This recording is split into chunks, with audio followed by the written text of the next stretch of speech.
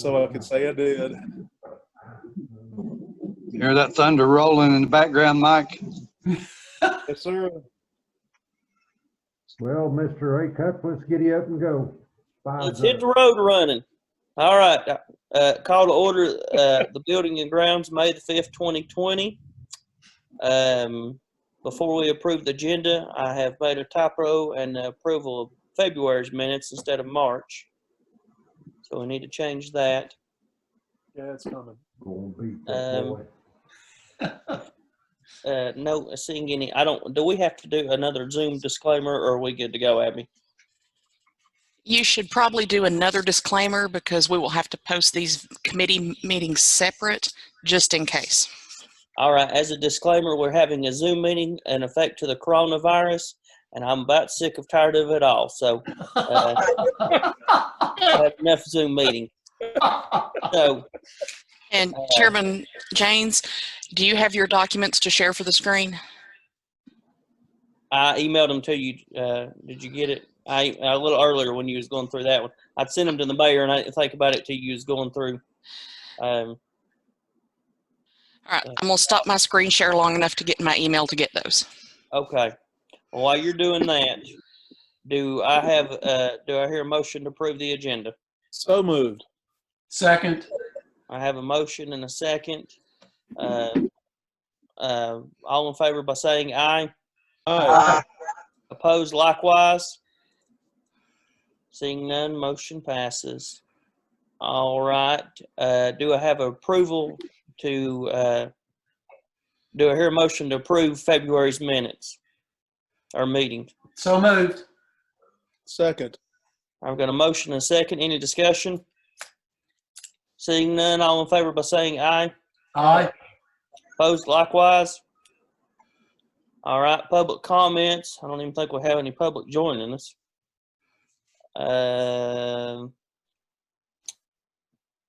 No, we still don't have any public on the call. Okay. I'll wait on Abby to get the agenda pulled up here before we.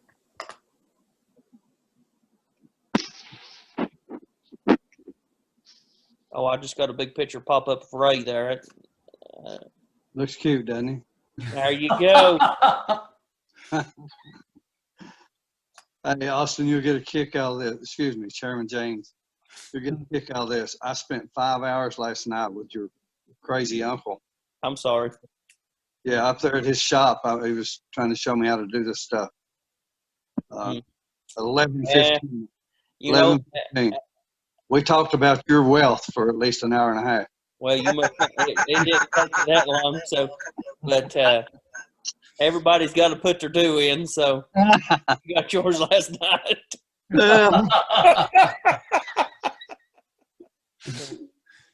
I'll go ahead and let the mayor touch on this since he was the one that informed me of this a little earlier. I'm not 100% sure, but it's the land on Powder Branch, something with the park and recs he was speaking of.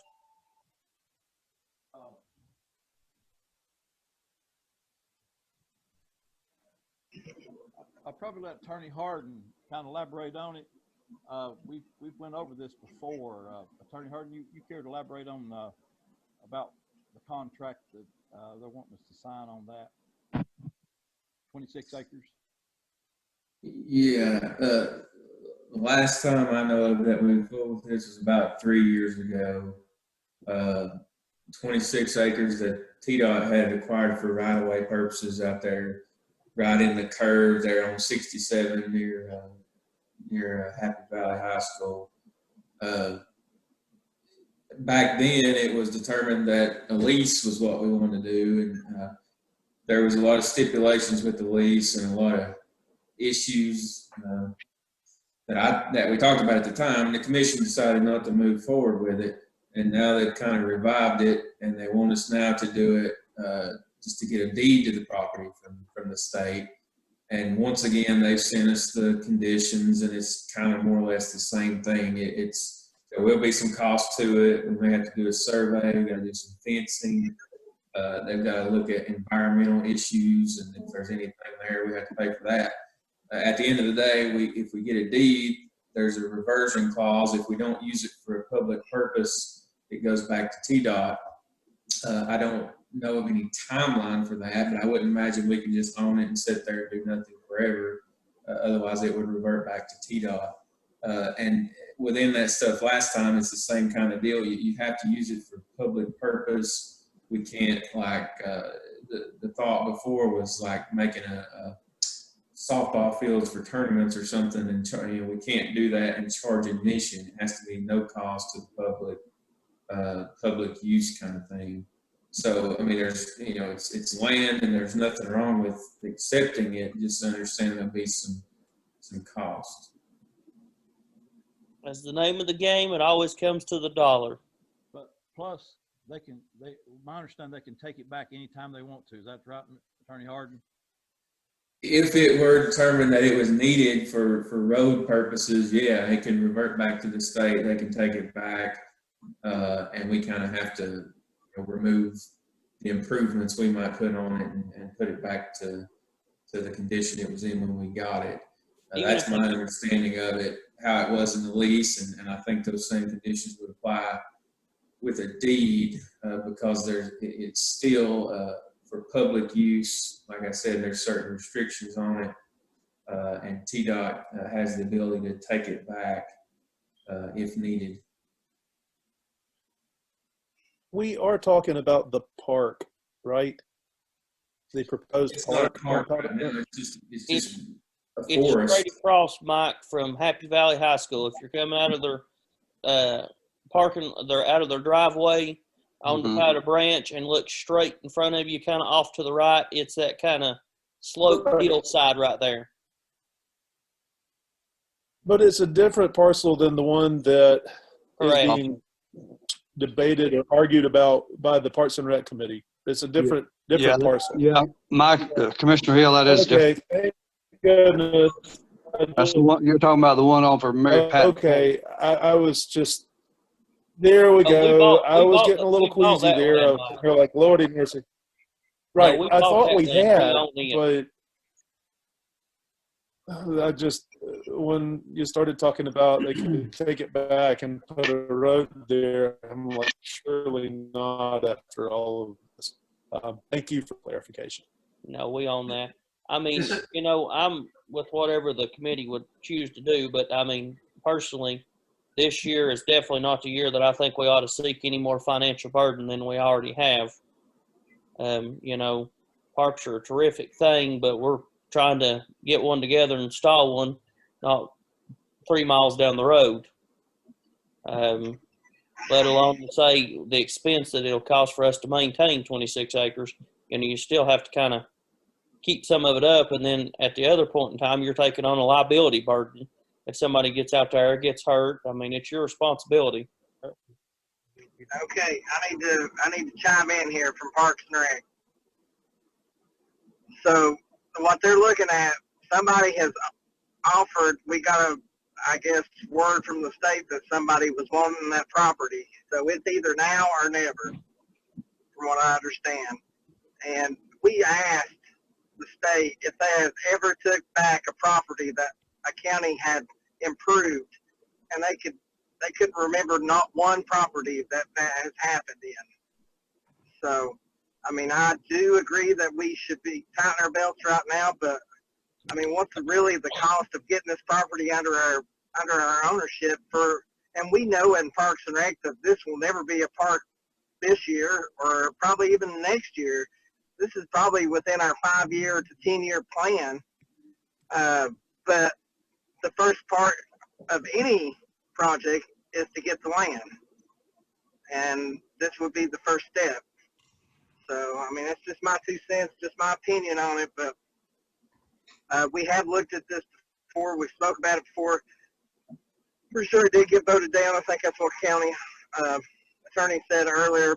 But they was trying to lease it earlier. We're just trying to get the deed out right now. Am I correct?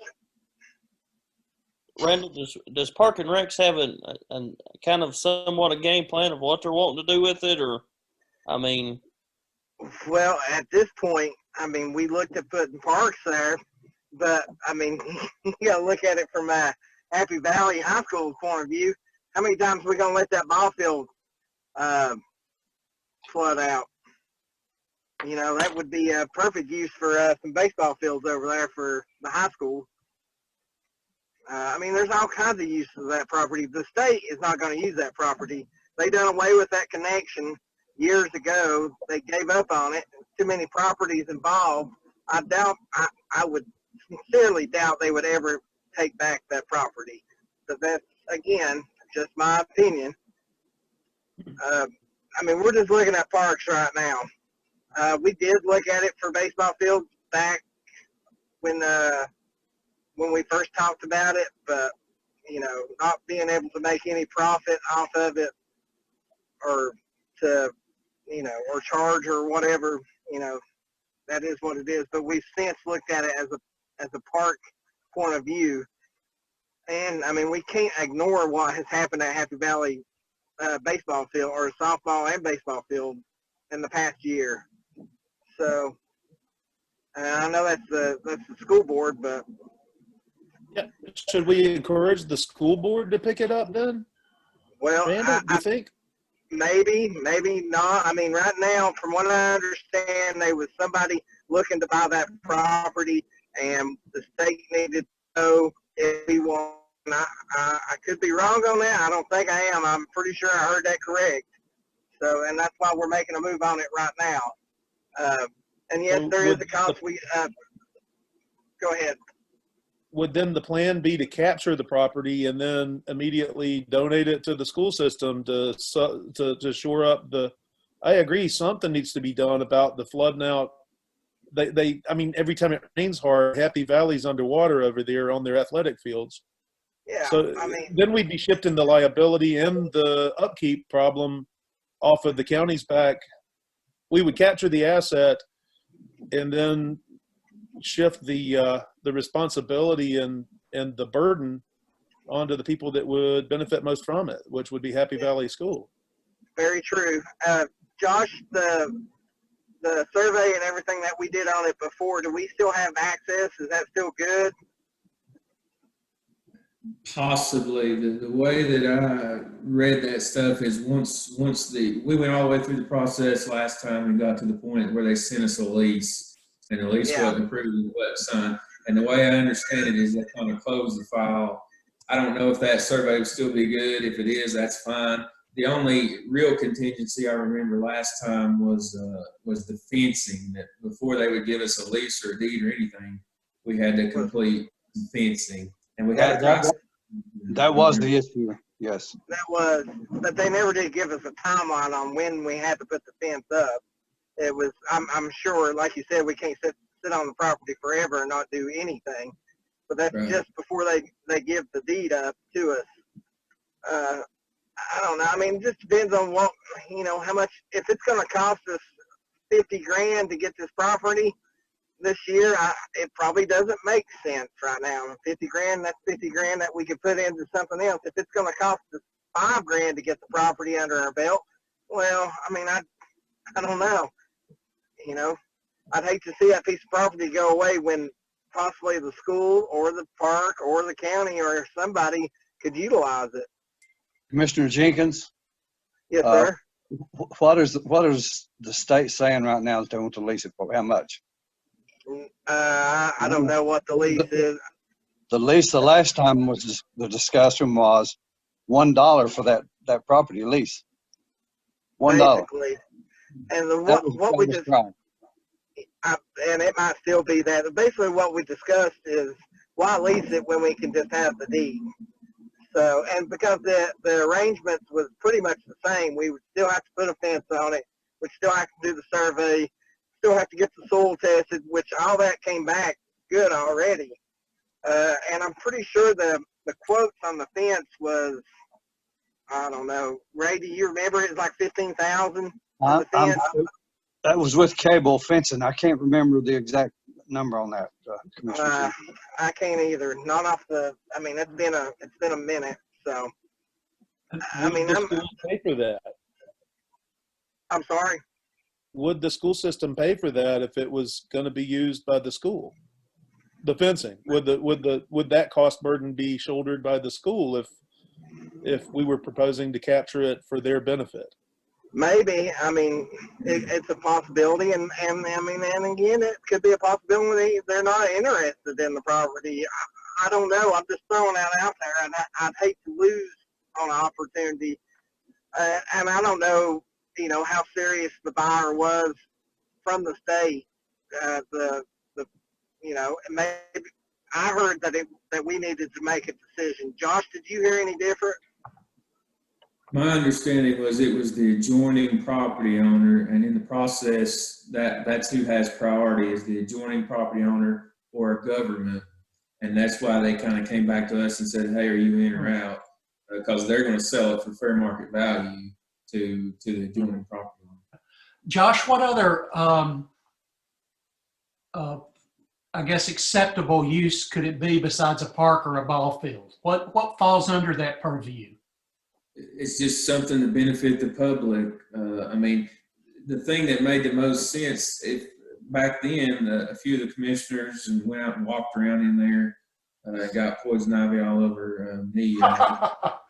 But some kind of like a gravel kind of walking thing, like they got at Sycamore Shoals or something, where you walk out by the river. Something like that seemed feasible to me. I mean, I'm no construction man, but it looked like it would take a lot of work to level it out. I mean, it's all on kind of slope to make like a ball field or something.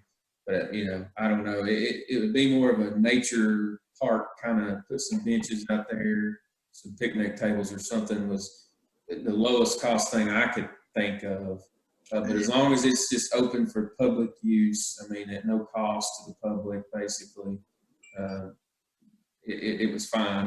The only stipulation he said to me was, because they specifically talked about having tournament kind of ball fields like Kingsport or Johnson City does or something. And he was just like, it couldn't be anything that there was a cost to the public for, was their concern then. And they had offered at that time a 15-year lease for $1 a year. And then, we got into this discussion about a deed. And to the point about the school system, I mean, there may be a clause in the deed, a reversion clause or something. We would have to get that transfer approved. But if they give it to us at no cost, we just can't deed it to whoever we want to. I'm sure the school system would be something we could do. But I mean, if they're interested in making ball fields and things out of it, it would seem that they need to be, because right now we're at ground zero. We're just going to, if y'all approve it and the commission approves it, it would be submitting an application. So, I mean, if the school system's interested, they should probably be the applicant to start from ground zero. I don't know how many, I mean, if it's sloped pretty bad, you're going to have a lot of cutting to try to make it into a ball field, which is going to be pricey. I mean, your ball field's going to be flat. I mean, there's no way about it. But, it's something, if we think the school could use it, we could ask. But I don't think in no shape or form should we think with the intention of trying to put a financial burden, if they're going to be able to do something with it. Because, I don't know how many has been listening to their meetings and stuff's going on. They're going to have to get rid of anywhere between 40 to 50 teachers this year to be able to meet their budget. They're over roughly about 2 to 2.4 million on their budget. So, the last meeting that I heard of was 40 teachers, 35 to 40 teachers they was going to have to let go. And last time I spoke to Brad, he told me that BEP had come in less than what they was anticipating, and it was close into the 50s now. Well, I think I'm right there with Randall. We're all the time looking for property. Let's don't determine that it's too hilly or whatever. I think if it's an opportunity to petition the state to get the property, we should do that.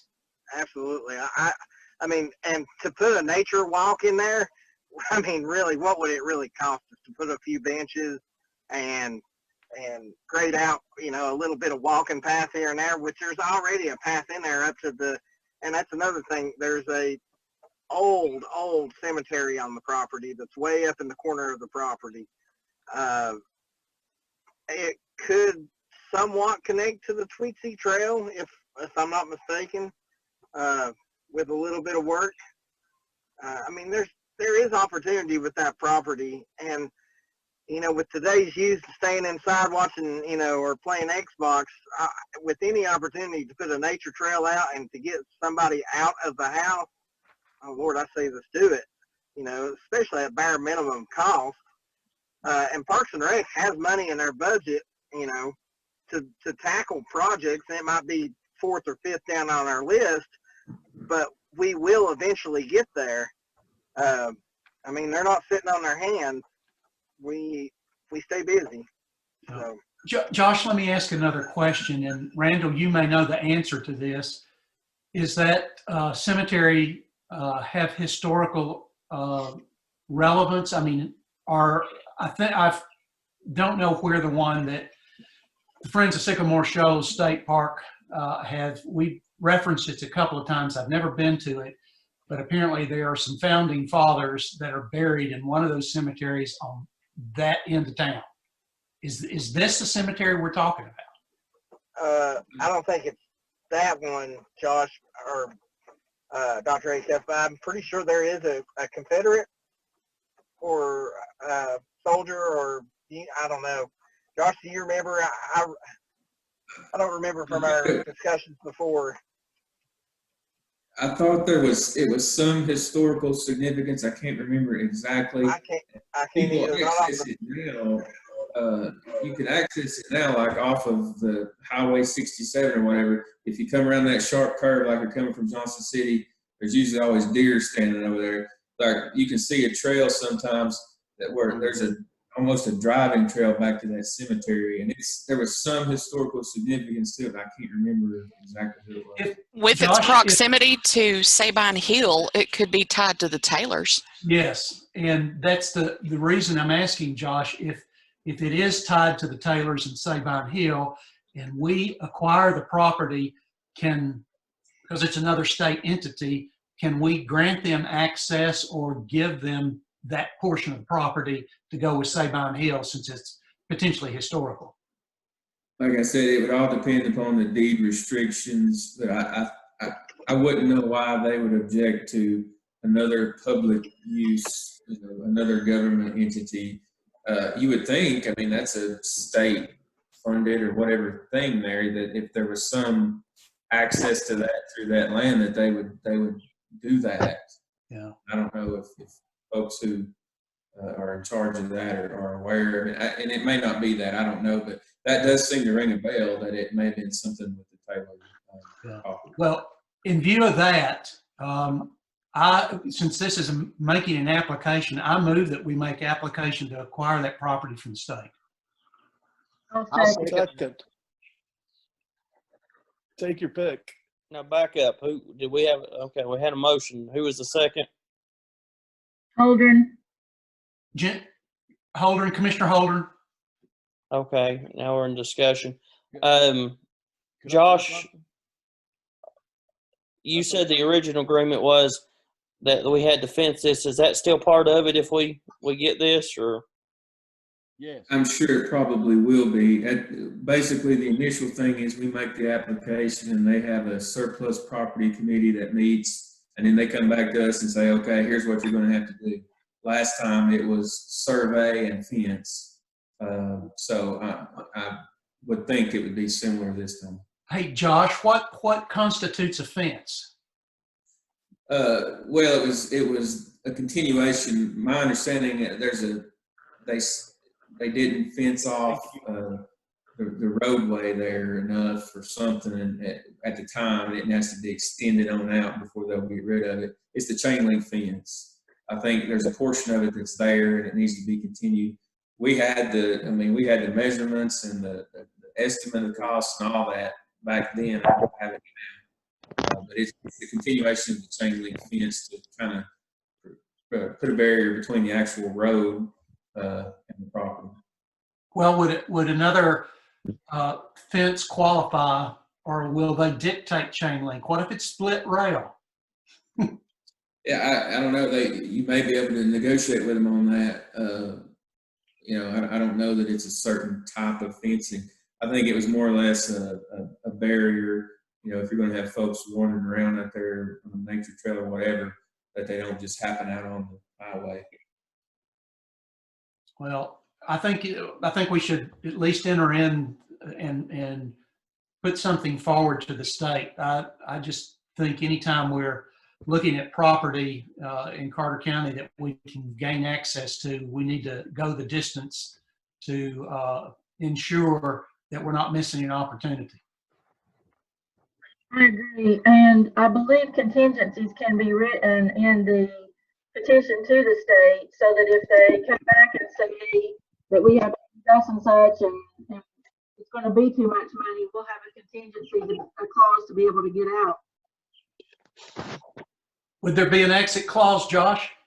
Yeah, last time it was, like I said, you go through the application process and they say, here it is, here's the conditions, yes or no. And if we say no, like we did last time, that's the end of it. So I think it would come back with, we need you to do this, this, and this, and this, and then we'll give you the deed, and then we can decide whether we want to do that or not. Okay. Under those conditions, I don't see why we wouldn't move forward and at least pursue it. That buys us more time, if nothing else, to do some research and talk to people, ask questions. Josh, will this come back before the Building and Grounds Committee with the contingencies for us to decide whether we want to move forward or what? Yeah, that would be the process. This is just the application. So, we come back with an offer and contingencies. It's you all first and then full commission. Okay. Josh, one more question before Chairman James, before you take a vote here.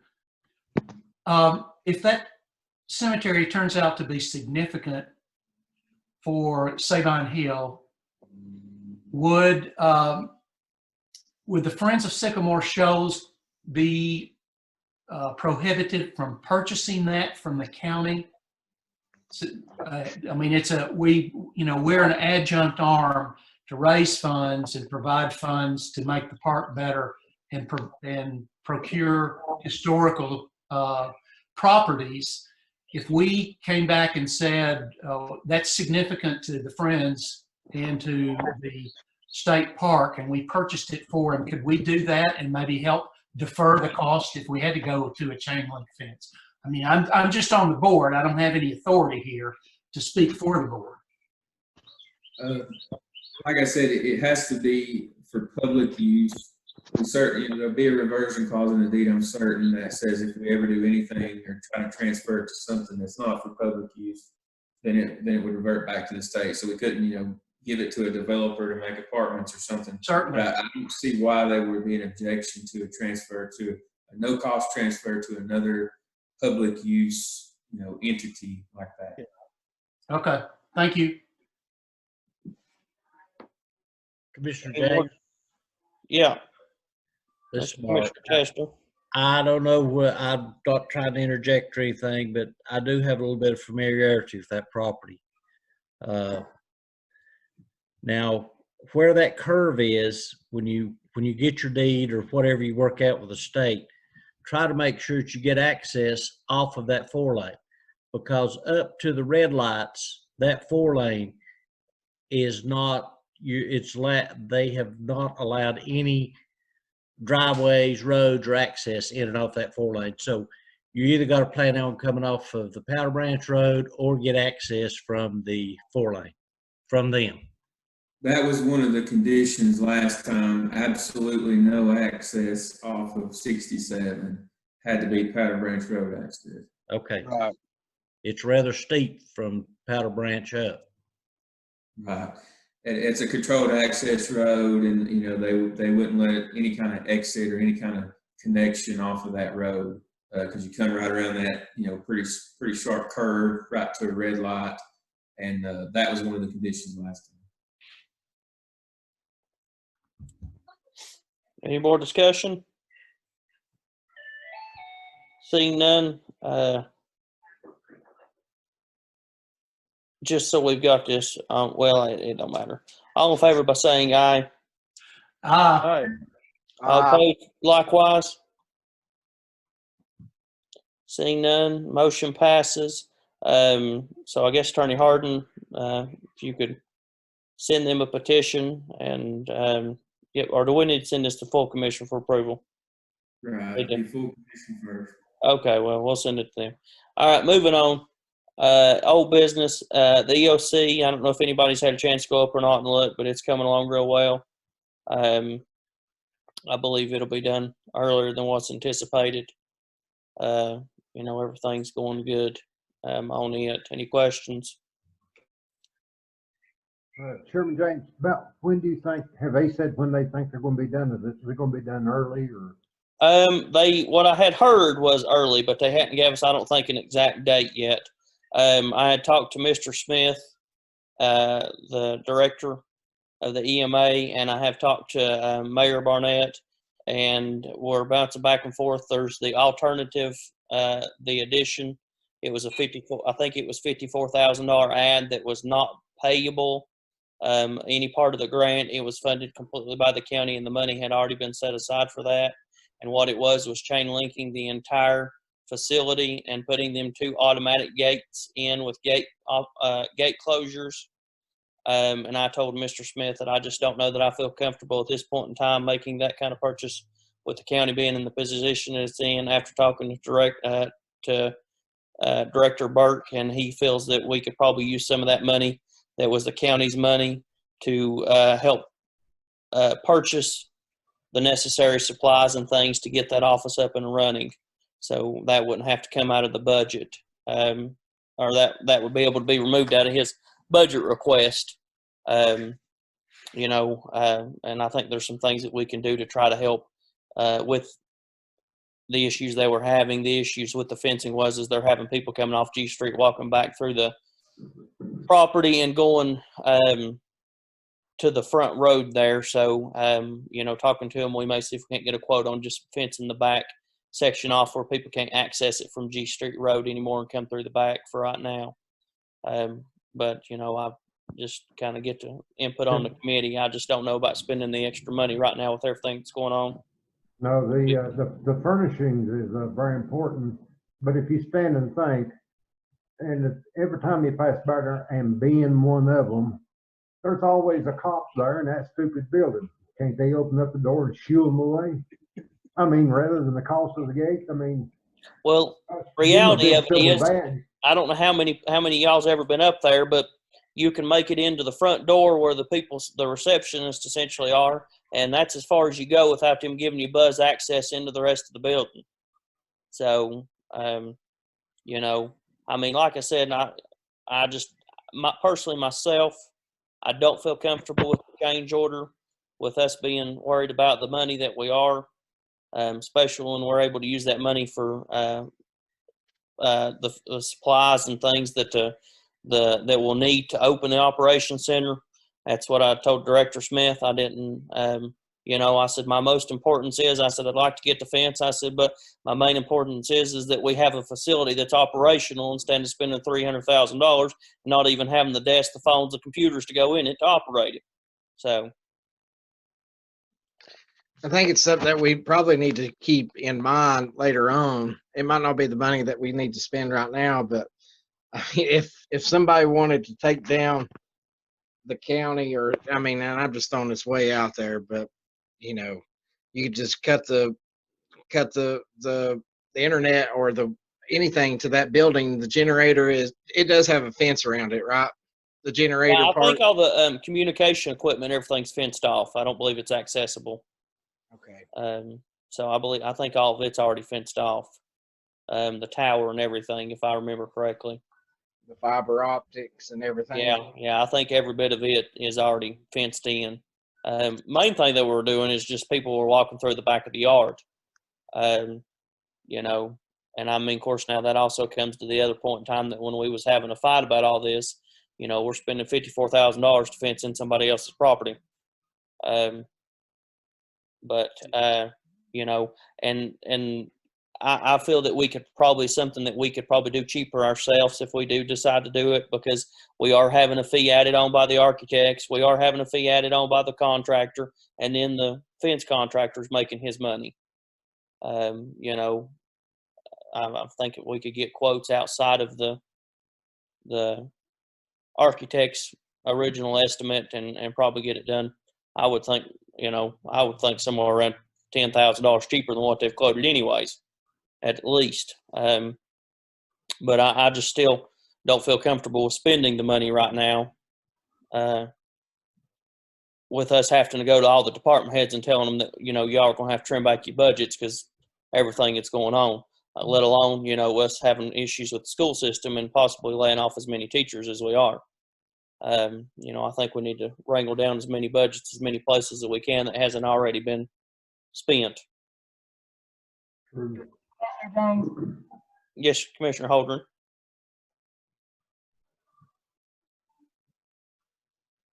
Are you there? Yes, I said I agree with you, sir. I'm sorry. I thought you was asking me a question. No, sir. But anyway, so if y'all are good with that, then that's kind of where we'll go at from that, and I'll just keep you updated as we move forward with that. Next on the old business is courthouse security. We haven't started that yet, and hasn't. I don't anticipate us to get moving with that until we kind of settle some of this down at the courthouse and restricting people in and out. We're in the discussions. I have seen that they have sent a change order already again for the door entrance coming in. Our architects that we had did not allocate that there was a difference between the slope and the grade from the exterior porch to the interior floor. Of course, before they got started, they was able to already locate that. Of course, I don't know why it wasn't able to be located during the process of being drawn, but is what it is. Chairman James, is yes, the change order that has been proposed by the AE in the area of Ms. Googe's office there at the main entrance where they failed to investigate above the ceiling line when they was doing their drawing? Is that still the holdup? No. So where the new door is supposed to enter in Yeah. Mrs. Googe's office, if you go in Mrs. Googe's office and you look outside, there's a difference in the height. Yeah. And the porch on the exterior, instead of sloping outward like a normal porch, slopes to the left. And they didn't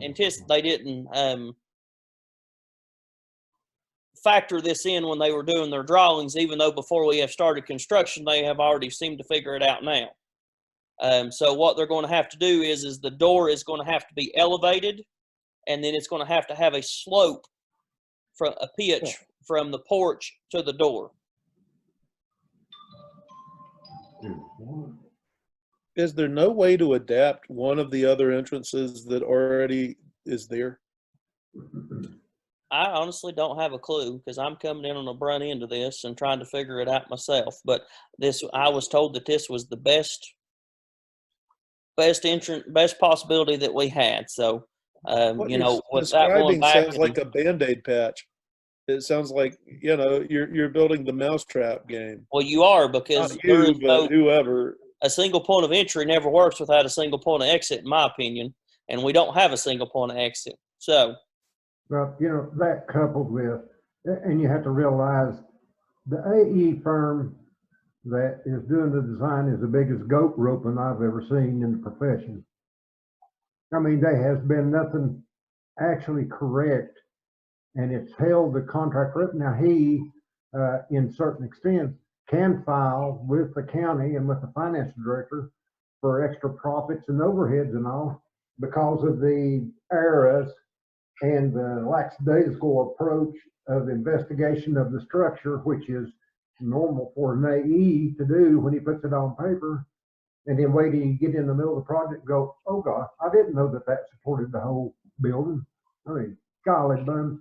I think, to me, I think we should ask the county attorney if we can't give them notice, they're holding it up and they're gonna have to be liable because it's not our area and it is not what you'd call an unforeseen site condition.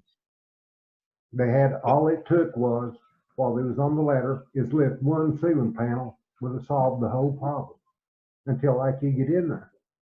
And that right there, that whole project isn't nothing but just something waiting for somebody to file a good suit over. There are two other entrances that seem to have ample clearance that do line up with the grade.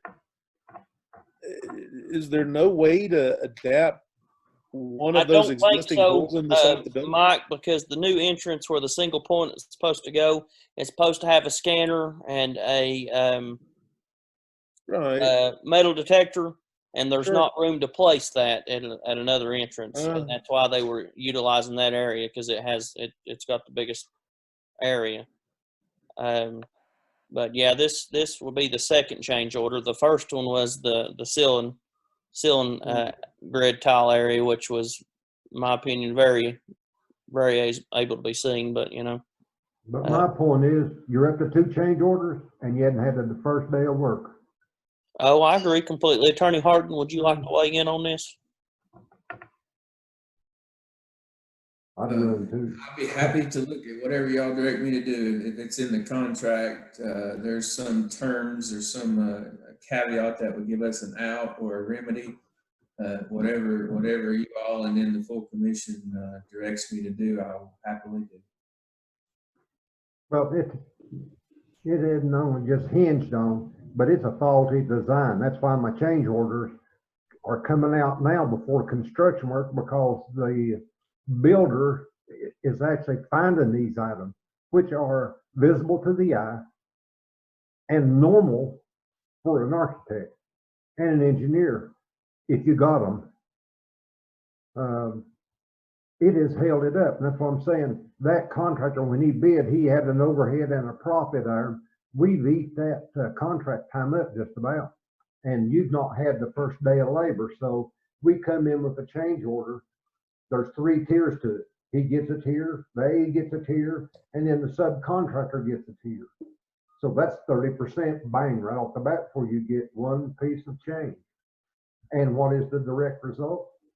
The inefficiency of the AE. I mean, you know, I've seen 6th graders do better than that.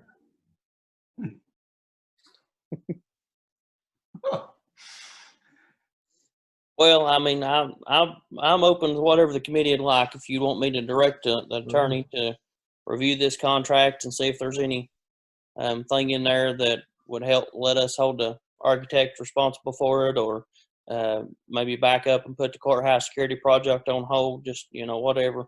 We have definitely come into a very odd year that has been unforeseen. And so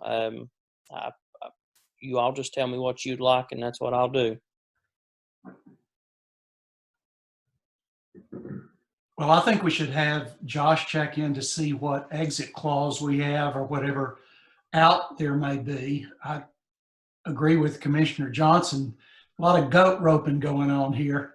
And I think we need to, you know, you look at how long have we been on this issue of courthouse security, at least for the past 3, if not 4 years. 4 years, I think, Dr. Acuff. So, yeah, thank you, Chairman Lyons. So I think we need to bring closure to it in some form or fashion. If we have to go back and ask the attorney not only to look at the exit clause, but are they liable for anything here? But there are certain things that are expected professionally in the AE contract. That is a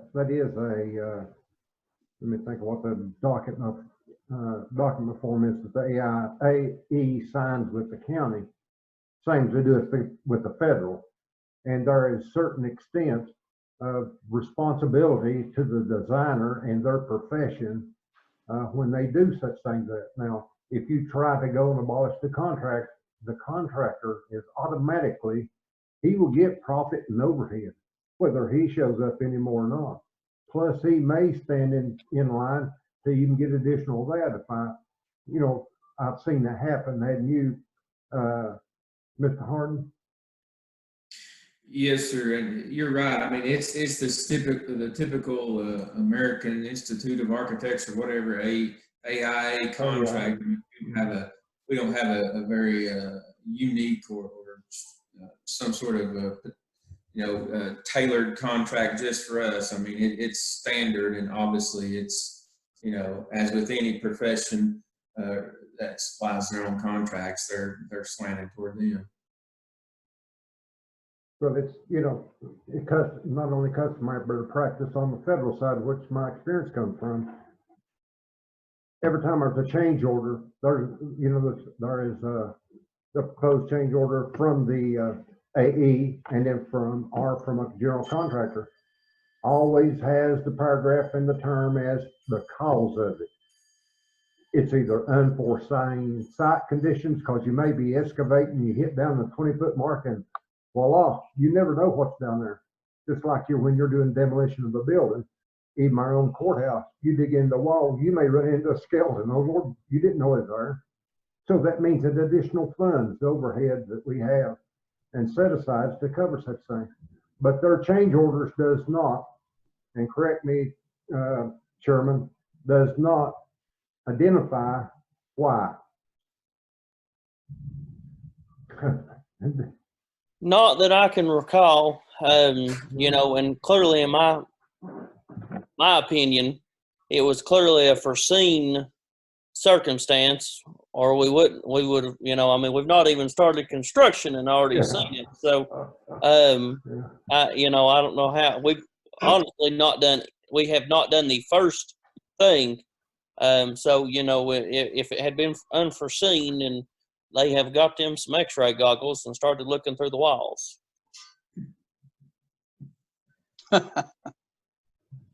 It's a mess. But ACUP, if there's something there that you would like to put in form of a motion, I would gladly entertain it. Well, my motion would be that we ask the attorney to explore not only the contract, but any other damages that are being caused to the county. I mean, as I said, and Chairman Lyons indicated, we've been at this thing for 4 years. Right. I'll second that motion. I've got a motion and a second. Discussion. All right, seeing none, all in favor by saying aye. Aye. All opposed likewise. Seeing none, motion passes. Attorney Harden, if you don't care to start trying to dig into that and see what our feasibility is on this issue. If you've got some of those materials, that would help me. Like if you've got the change orders or whatever you have. I should have them in my email, and the mayor should have them also. So he should be able to maybe I get do. you directed that way. If not, I have them. I do. okay. Yeah, I'll get them from you all then, and I guess the idea is for me to report back to this committee next month. Yeah, that'd be great. Let us Okay. know where we're at. All right, next on old business is a RFP and the RFP for the workforce development in the courthouse buller.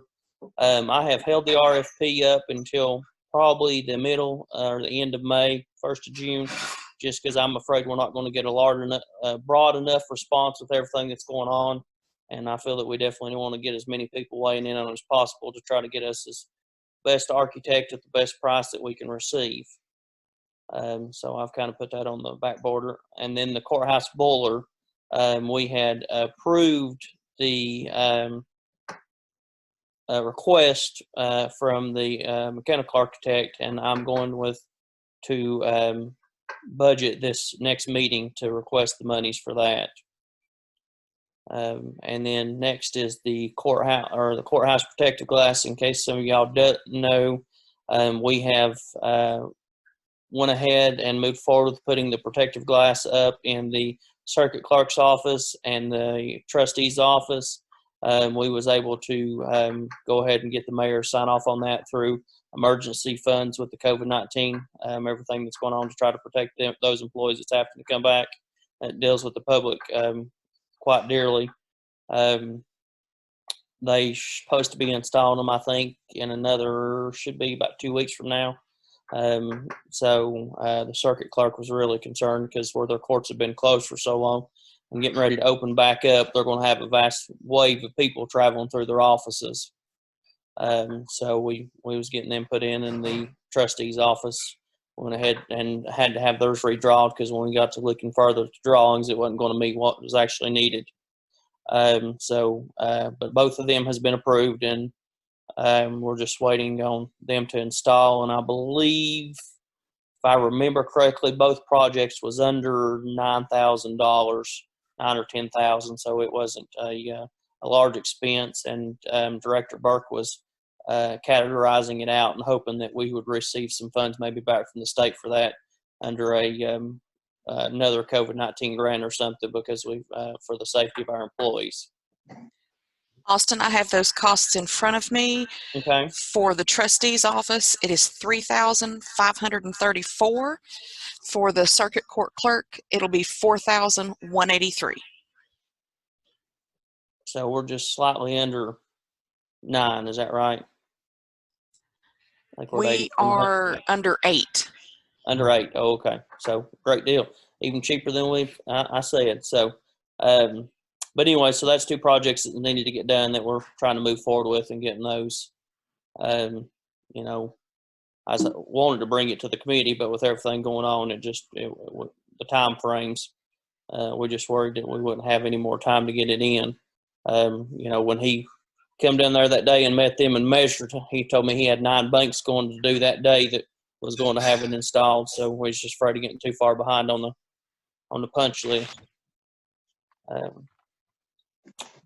Any questions? Commissioner comments?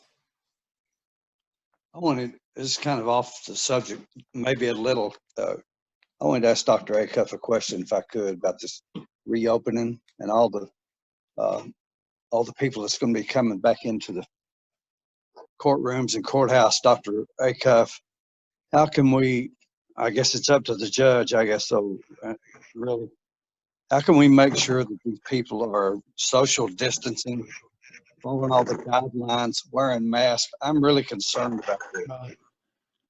Right. Well, and I think if I've been out to several businesses and they've started marking off 6-foot distancing. I know that many of you, if you've gone out to any place, they're doing that. I know that they're doing assigned seats. I would hope that our judges would do that if they've got a courtroom full of people, that they would distance them at least 6 feet apart and figure out how that looks in front of them, behind them, and sides of them.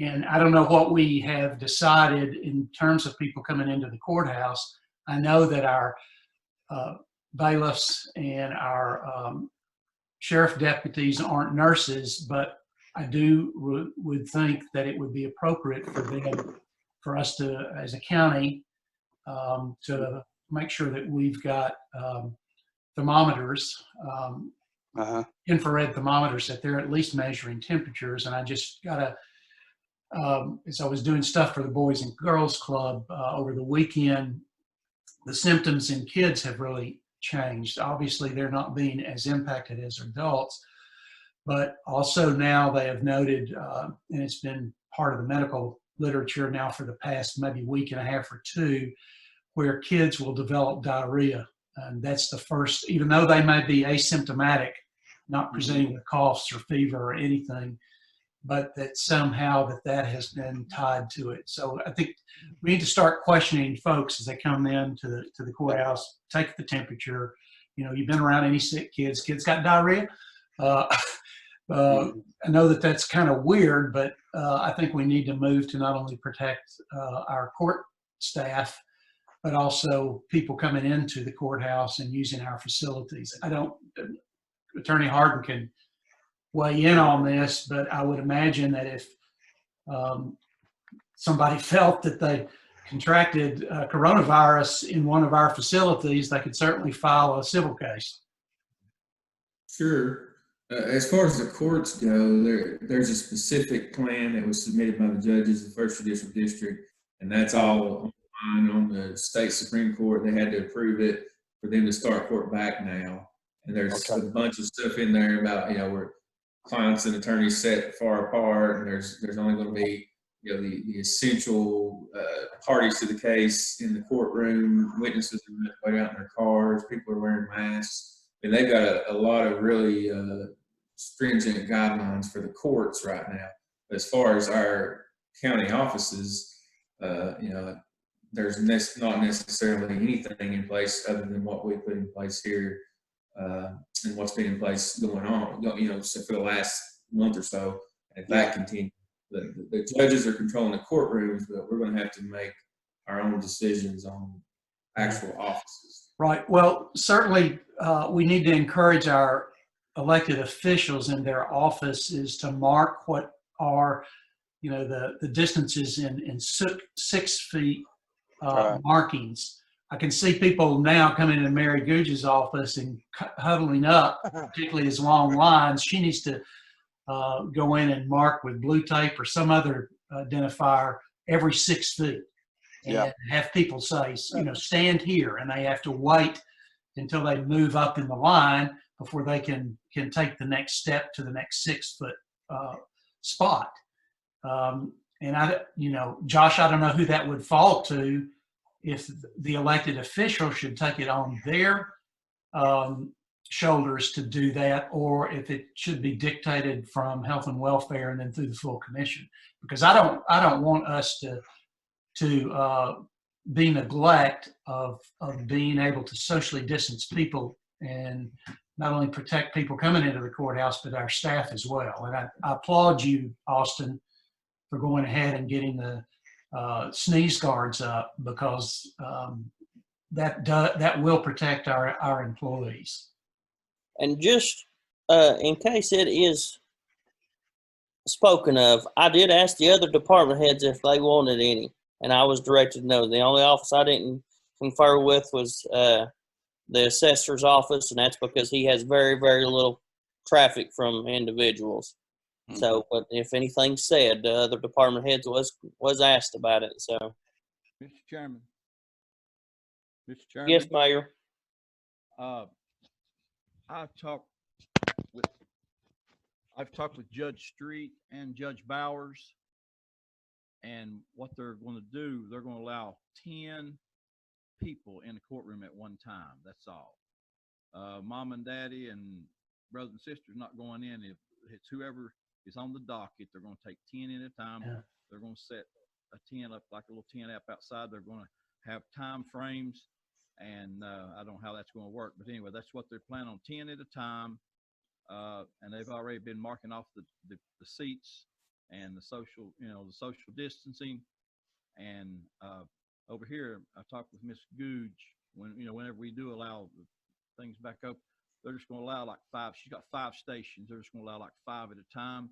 She'll have to have somebody, outside kind of monitoring that, but she's going to do like 5 at a time, for 1 for each station. Yeah. So that's where we're at on that right now. Well, Mayor, I know you're over the courthouse, and I don't mean to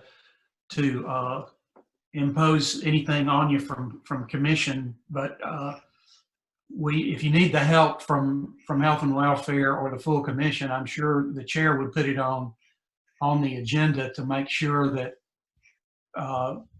each of our elected officials and their respective office spaces are determining social distancing. Yes, that'd be great. Yes. What I plan on doing, maybe making some signs, hanging up, reminding people 6 feet apart. I'm kind of leery about putting things on the floor. Some of them, I've stepped on some at several places. They're kind of slick, but if you hang them up, I believe if they don't see them hanging up, then they won't see them in the floor. But we're planning on putting some signs up, to remind people. And but like I say, each office holder in their office, they need to take care of business in there. But I'll help them any way they need, making signs or whatever we need to do. Mayor, are you needing anything from Building and Grounds Committee as far as financial support? I know you had to take the money out of your budget to put a new heat pump, and I don't know if any of y'all knew this, but we had to have a new HVAC installed into the planning office. Theirs had went out, and the mayor had took the majority of, I think, what excess money he had left in his budget to put that in with. So I just want to make sure you've got enough to purchase these signs, or if Roger's going to make them for, or the highway superintendent's going to make them for you, or what, just as long as you got enough to get through with it. I've been out pricing them, and I may try to make our own, and maybe, I'm not sure, because I checked on them at one place and they want like $8 a piece for one sign for 6 feet social, where you put on the floor. But I think if we just, laminate some things, put them on the wall, I'll take some suggestions on that, but I think we need to post them all over the courthouse. So just to let you know, I'd rather have too many than not enough. Yeah, I don't think it's a bad idea, and I think that maybe if you could reach out to the highway superintendent, they have all that stuff to make road signs with, and they could definitely scale back to a different material on a plastic or something like that if need be. And I think he would probably be just fine to help us. He's usually will try to do his best if we ask it of him. So, If we need money, we can ask you next month, maybe, right? Reimburse us. Let's not try to wait that long. Let's go ahead and get it going if you need something. So, we probably need some, yeah. a little bit. if anybody Right wants- now, I think we have enough money in our other supply line that we might be able to get the signs and everything. The one area that we are getting really close on to our limit for the fiscal year is in our custodial supplies because of the extras we have had to purchase for cleaning and things like that. Yes, we're probably going to get some of that reimbursed, but until we do, I don't know that Director Burke and the finance department will allow us to go over what has already been allotted in the custodial supply line. what I was going to say, Chairman, could you not go to the budget committee and kind of present our concerns about reopening and trying to make sure that we have the money set aside to take care of this? I would be most definitely fine with it if somebody would like to make a motion. But now, if you remember correctly, we had earmarked $10,000 for the purchasing of the sanitizing equipment and stuff, and so I think that could be simple as enough of making a budget request if we haven't used all that money and transferring that to the custodial supplies. Yeah. I had spoken with Director Burke about that, and because it was designated for those machines and the chemicals for it, he said it would require a budget amendment to be moved. We have got those machines. I spoke with our vendor Monday, and they are currently scheduled to be shipped in early June because of the back order. But for example, if a person that's also on the wait list had a confirmed case in their building, they would get jumped to the front of the line ahead of us. And we have been able to purchase some chemicals out of that line already that we have on hand. So the moment the machines get here, we're going to be ready to go with them. But that would probably, moving some of that additional funds would require a budget amendment or something along those lines, because Director Burke said we could not use those for any other COVID cleaning supplies because of the way it was designated by the commission. I understand. Chairman. Yeah, go ahead, Commissioner Lyons, Chairman Lyons. I was just going to say, Chairman, this is a very important thing that we're talking about, reopening. All of us know what's going on in the news everywhere nationally. So I make a motion that we go to the budget committee and get the appropriate amount of money set aside to help with reopening and taking care of the concerns that we're talking about right now. I don't know how to say that really. Do you have a dollar figure in mind? I think that would be the best you need to set up. Abby, is there some kind of figure that you all have? Not off the top of my head without being able to pull up our Skyward software to see what all we have left exactly in certain lines. But I'll be more than happy to go through that tomorrow, and I can send an email out to the committee if you wanted to put like a not to exceed amount, and then we can actually present whatever it is we need to the budget committee next week. Right. Jim and James. Yes. Hey, so Mayor and Abby, I'm happy to help you with the signage. If you want to develop whatever you want on there, and if you could keep it to somewhere in the neighborhood of 8 inches wide by, say, 30 inches long. I have an abundance of scrap foam center material that I can print those and mount them to, if you like, and I would do that at no cost.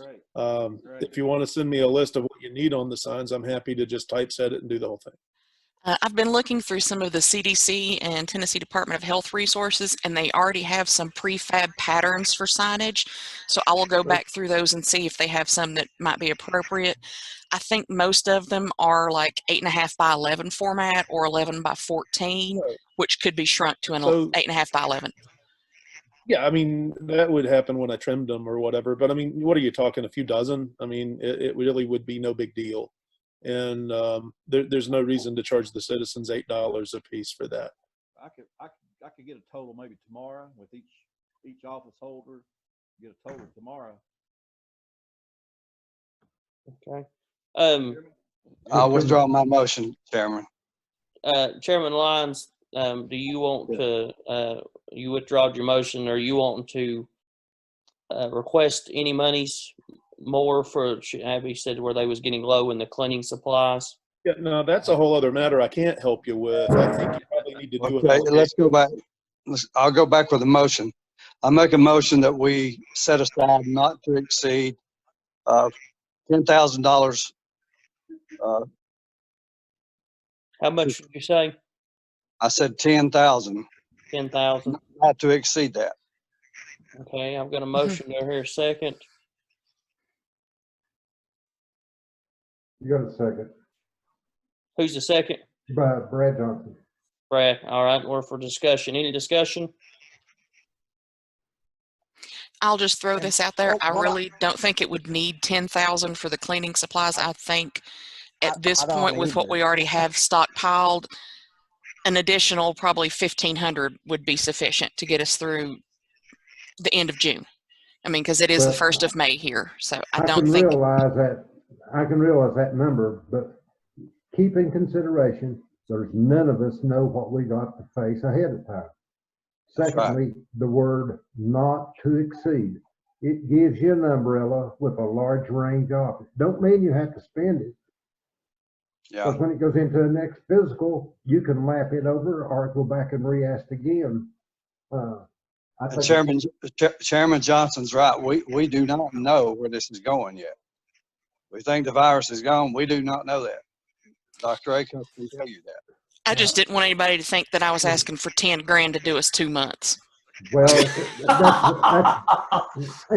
if that's what they think, maybe they need to come down and give us their brain power that they know the Almighty. That's the only thing that's going to help them. What we need to do, Abby, is just my feelings on it. Just always blame the mayor. Of course, of course. Hey, have you guys ever seen $10,000 worth of hand wipes?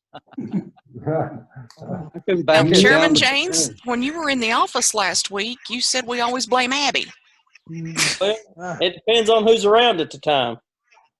I'll be glad to back that down, Chairman, to $5,000, but no less. Commissioner Johnson, would you be willing to still second to motion? Not to exceed 5,000, Brad. I think that was a nod, yes. Can I have a verbal, please? Yes, I agree with that. Thank you. Okay, now we have motion in a second. Any more discussion? Seeing none, Gwen, if you don't care, call the roll.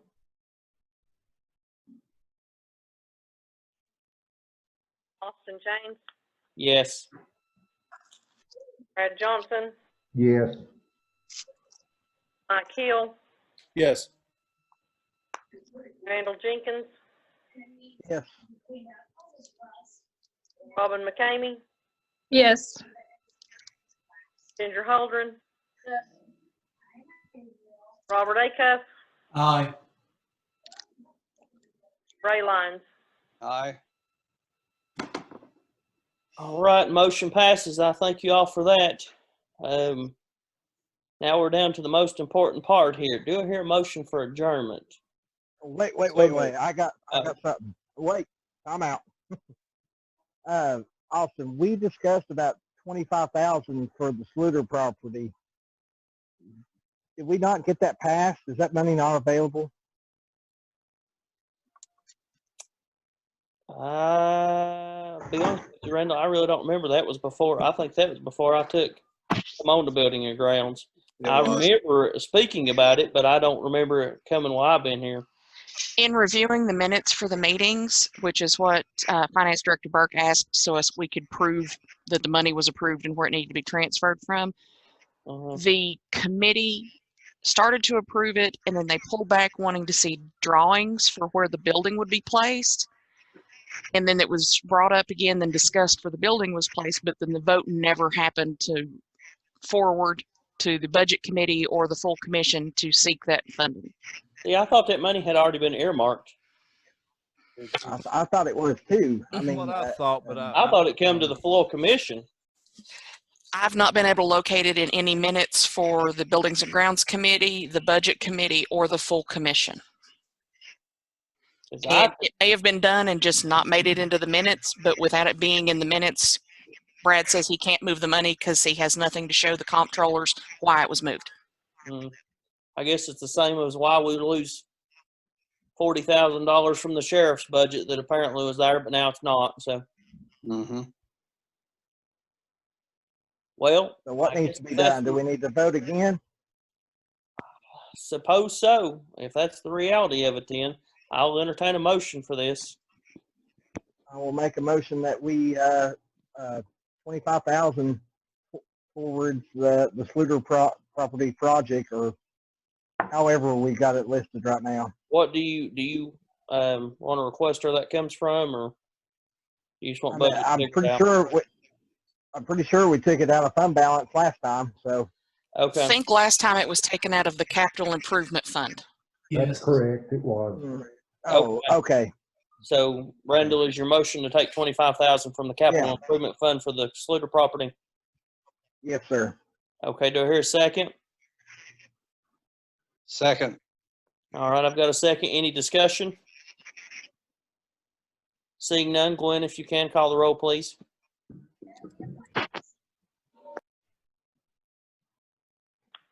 Austin James, Yes. Brad Johnson, Yes. Mike Hill, Aye. Randall Jenkins, Yes.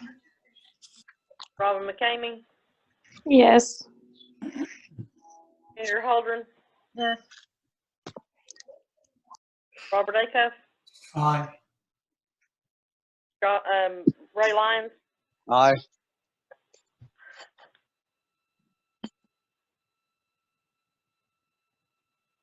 Did you get Dr. Acuff? Yes, she Okay. did. Motion passes then. I'll take it to the budget. Is there any other? I would like to make one comment.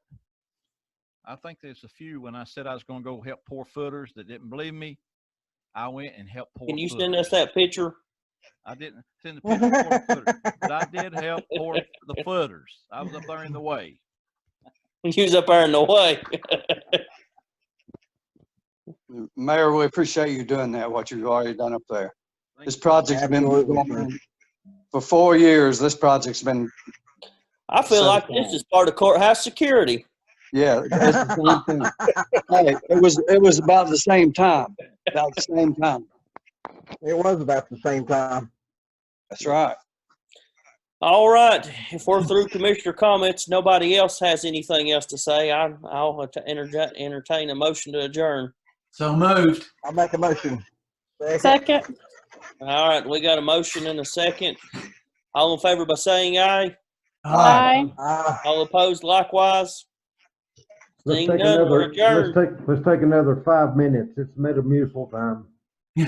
Well, we're done. So if you'd like to take 5 minutes, just chime back on here and wait till we sign back on. No, earlier, Chairman Jenkins said they were not going to do rules and bylaws. Are we going to be doing law enforcement tonight? I don't have an agenda. The animal shelter issue isn't ready for human consumption yet. They do have something in the works, but they've not asked to bring it forward. I will say, Abby, if you want to, they've got it in the budget proposal, even though it hadn't passed there. welcome to Carter County. Yeah. So Gwen, thank you for doing minutes tonight, and Abby, thank you for moderating. Appreciate you both very much. Yeah, we very much appreciate y'all's work and what you're doing. It's not easy to kind of help us develop through these times, and I definitely know dealing with 24 of us ain't easy at all. So, I mean, you know, Commissioner Johnson is enough in himself, let alone 23 more. Well, last night we were at 1.46 participants in the budget hearing, so I'm hoping that was good practice for the commission meeting later this month. Yeah. Well, I got saddle sores from This it, is I can going tell you better. that. God. It went much better than beer board, which was a little, you know, awkward. This is getting better, I think. And Abby and Mayor, if you're still on here, just print off whatever you want, roughly 8-ish by 10-ish or 8-ish by whatever, and put them in my box. I'll come collect them and mount them and trim them. Okay. Or I can email you PDF versions of it because I have Or Photoshop. that. Right. Well, that way you guys would be consuming your paper and not mine. But, you know, just it would be exactly what you wanted without a bunch of revisions if you want. Either way. Okay, so it would be our printout and then just mount it on your poster board. It wouldn't be you printing it onto your poster board. It won't. It would still be a paper print mounted to a foam center board. Okay, gotcha. I will get those printed for you then. It's what we used to do for gallery placards, art gallery labels. But it'll hold up for a good long time with what you're proposing to do with them. You just Velcro them or duct tape them or whatever to the wall. Okay. Sounds good. Thank you, Commissioner. All right, guys. Well, I appreciate it. If y'all don't need anything else from me, email me if you do. I'm signing off. I got a steak. It's been sitting over about 30 minutes. So Yeah. see you all later. Good night, guys. See you later. Bye-bye. Good night, everyone. Good night. Thanks. Bye.